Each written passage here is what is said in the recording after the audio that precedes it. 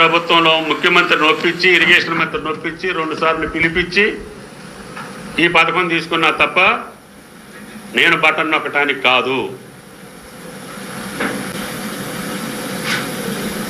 5 సంవత్సరాలు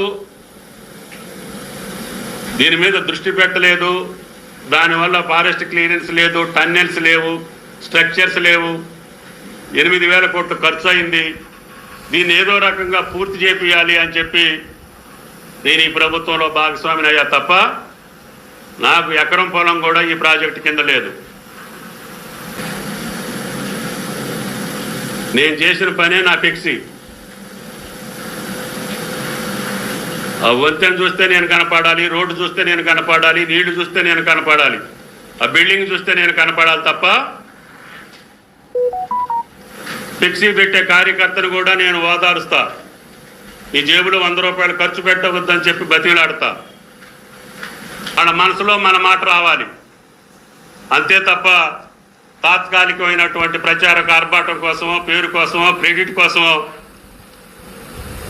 ఈ తుమ్మల ఆరాట పాడలేదు అని చెప్పి విజ్ఞప్తి చేస్తున్నా.